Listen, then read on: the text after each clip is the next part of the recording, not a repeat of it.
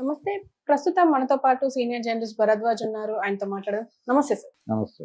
Sir, రాబోయే రోజుల్లో తమిళనాడులో రాబోయే ప్రభుత్వం ఎన్డీఏ ప్రభుత్వమే అని చెప్పేసి అన్నమలై అంటున్నారు. అంటే పాసిబుల్ అయ్యే అవకాశం ఉందంటారా? అంటే ఆ హోప్తో ఉన్నారు వాళ్ళు. ఏదో పద్ధతిలో డిఎంకే ప్రభుత్వాన్ని గద్దె దింపాలని నరేంద్ర మోడీ గారు, అమిత్ షా గారు బలంగా ఆశిస్తున్నారు. ఎట్టి పరిస్థితుల్లోనూ స్టాలిన్ని దింపాలి, గద్దె దింపాలి అనేది ఒక వ్యూహం ఉంది వాళ్ళకి. కారణం, తరచూ బీజేపీ తాలూకా రూల్కి వాళ్ళు అడ్డం పడుతున్నారు సౌత్ నుంచి. అంటే మొన్న ముఖ్యంగా ఈ నియోజకవర్గాల పునర్విభజనకు సంబంధించినటువంటి నిర్ణయాల పట్ల చాలా సీరియస్గా దాన్ని వ్యతిరేకిస్తూ ఈ డీలిమిటేషన్కి సంబంధించిన ప్రక్రియ ఆపేయాలని చెప్పి వాళ్ళు దక్షిణాదికి అన్యాయం జరుగుతుంది అనే ఉద్దేశంతో దక్షిణ రాష్ట్రాల రాజకీయ నాయకుల సమావేశం ఒకటి నిర్వహించారు డీలిమిటేషన్కి వ్యతిరేకంగా. దాని మీద కేంద్రం కొంచెం సీరియస్గానే ఉంది. అంటే దాని మీదుగా ఎక్స్టెన్షన్ వాదనలు ఎక్కడి దాకా వెళ్ళినాయంటే, అమిత్ షా గారు ఒక మాట అన్నాడు. అంటే వాళ్ళు ఆందోళన పడుతున్నారు, సౌత్లో సీట్లు తగ్గుతాయని. సీట్లు తగ్గవు అన్నాడు ఆయన. సీట్లు తగ్గవు అన్నాడు కానీ పెరుగుతాయనే మాట చెప్పాల. కానీ ఉత్తరప్రదేశ్లోను ఇతర ప్రాంతాల్లోనూ సీట్లు పెరుగుతాయని కాన్ఫిడెంట్గా చెప్తున్నారు. ఇలా చెబుతూ సౌత్లో పెరగవు అంటే తగ్గవు అని చెప్తున్నారు కానీ పెరుగుతాయనే మాట రాట్ల. ఇది గాయపరుస్తోంది దక్షిణాది నాయకుల్ని.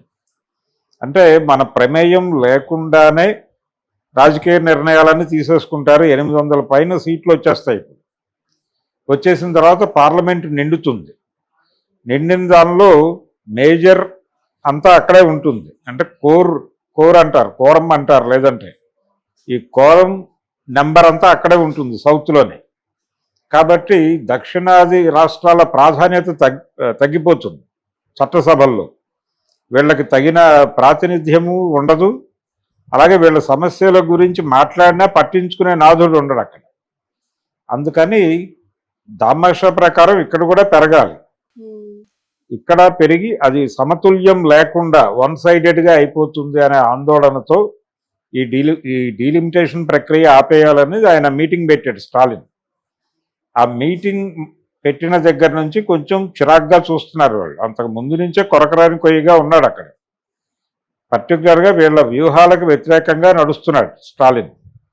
అందుకని ఎట్టి పరిస్థితుల్లోనూ డిఎంకేని అక్కడ అధికారంలోంచి దించాలంటే సౌత్లో 2 రాష్ట్రాలు ఇబ్బంది పెడుతున్నాయి వాళ్ళు. ఒకటి కేరళ, 2 తమిళనాడు.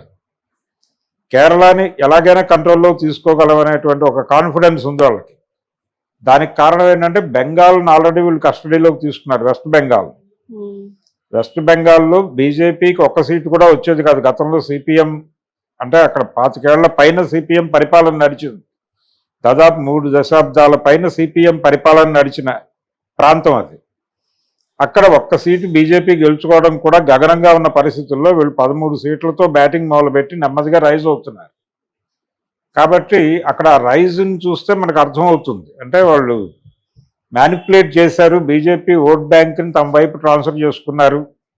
ఆ మేరకు వాళ్ళకి ఏదో లబ్ధి చేసి ఉంటారు అనే అనుమానాలు ప్రపంచవ్యాప్తంగా ఉన్నాయి.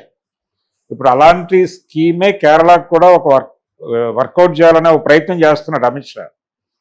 అయితే ఇప్పుడు కొరుకుడు పడని ఇంకో రాష్ట్రం తమిళనాడు. కర్ణాటక వాళ్ళ బలం బాగానే ఉంది బీజేపీ.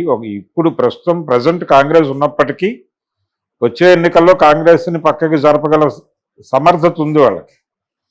అలాగే తెలంగాణకి సంబంధించి కూడా కాంగ్రెస్ అధికారంలో ఉన్నా కానీ వాళ్ళు ఇన్ఫ్లుయెన్షియల్గానే ఉన్నారు బీజేపీ వాళ్ళు.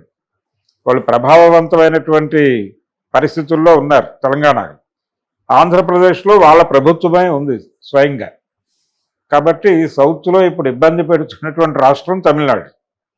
తమిళనాడుని ఎలాగైనా కంట్రోల్లో తీసుకోవాలి అనే ప్రోగ్రాం ఆయన ఓడించి సరెండర్ చేసుకోవాలి. కేజ్రీవాల్ని ఎలాగైతే ఓడించి సరెండర్ చేసుకున్నారో అదే పద్ధతిలో ఇప్పుడు స్టాలిన్ని ఓడించి సరెండర్ చేసుకోవాలి అనేటువంటి ఒక వ్యూహరచన జరుగుతోంది. అందులో భాగంగానే పవన్ కళ్యాణ్ని, చిరంజీవిని వీళ్ళందరినీ వాడతారు. ఈవెన్ రజనీకాంత్ను కూడా క్యాంపెయిన్కి దింపినా ఆశ్చర్యం లేదు. ఎందుకంటే ఆయన కూడా మోడీకి దగ్గరగా ఉంటున్న మనిషి. పైగా మోడీ గారు ఆ ప్రారంభ దశలో చెన్నై వెళ్ళినప్పుడు ఆయన స్ట్రైట్గా రజనీకాంత్ ఇంటికి వెళ్ళి పరామర్శించి వచ్చాడు, ఆయన పలకరించి వచ్చాడు. కాబట్టి ఆ లింకులు ఉన్నాయి వాళ్ళకి. ఈ సినిమా లింకులు ఇవన్నీ వాడి నిజానికి విజయ్ని కూడా తమ కంట్రోల్లో తీసుకోవాలనే ఒక వ్యూహం ఉంది వాళ్ళకి.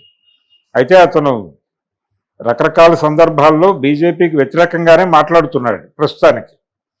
ఇదే స్టాండ్ మీద ఉంటాడా లేకపోతే ఆయన ప్లేటు తిప్పుతాడా అనేది తెలియదు, కానీ అతన్ని కూడా కంట్రోల్లో తీసుకోవాలనే ప్రయత్నం ఉంది. అంటే టోటల్గా పొలిటికల్గా డిఎంకేని ఒంటరిని చేసి ఏడీఎంకేలో ఉన్నటువంటి చీలికలన్నింటినీ కలిపి ఒక కంట్రోల్లో పెట్టుకుని దానికి సినిమా గ్లామర్ యాడ్ చేసి ఏదో పద్ధతిలో గెలవాలి అనేటువంటి ప్రయత్నం అయితే చేస్తున్నారు.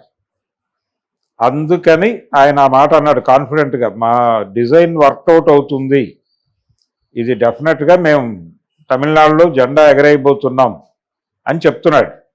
దానికి కారణం ఏంటంటే ప్రస్తుతం అక్కడ బలమైన ప్రతిపక్షం లేదు నిజానికి తమిళనాడులో. అంటే డిఎంకేకి ఆల్టర్నేటివ్గా ఏడీఎంకే ఉండేది ఇదివరకు. జయలలిత మరణానంతరం అది చీలికలు అయిపోయింది. ఆ చీలికలు అన్నీ కలిసి లేవు, వాళ్ళల్లో అంతర్గత గొడవలు చాలా ఉన్నాయి. అందుకని ఒక బలమైన ఏకీకృత ప్రతిపక్షం లేదు. కాబట్టి ఆ వ్యాక్యూమ్లో బీజేపీ ఎమర్జ్ అయిపోయి వీళ్ళందరినీ తన కంట్రోల్లోకి తీసుకుని తన ఐక్య సంఘటనలోకి తీసుకుని వీళ్ళందరి సహకారంతో డిఎంకే ప్రభుత్వాన్ని పక్కకి జరిపి బీజేపీని అధికారంలోకి తీసుకొచ్చి అన్నామలయే ముఖ్యమంత్రి అవ్వాలనే ఆశ కూడా ఉండొచ్చు అతను. అందుకని ఈరోజు బలంగా చెప్తున్నాడు. ఇప్పుడు ఎలాగైతే ఇక్కడ బండి సంజయ్ గారు మాట్లాడుతున్నాడో అలాగే మాట్లాడాడు ఆయన కూడా. అందుకని ఆశ, ఈ ఆశని తమిళనాడు ప్రజలు నెరవేరుస్తారా లేదా అనేది చూడాలి. రెండోది, ఎలాగూ ఈవీఎంలు మేనేజ్ చేయవచ్చు అనేటువంటి ఒక సిద్ధాంతం ఉంది వాళ్ళ దగ్గర. కాబట్టి అది ఏదైనా యాంత్రిక పాచిక వేసి తమిళనాడుని తన కంట్రోల్లోకి తీసుకుంటారేమో అనే సందేహాలు కూడా ఉన్నాయి ప్రపంచానికి.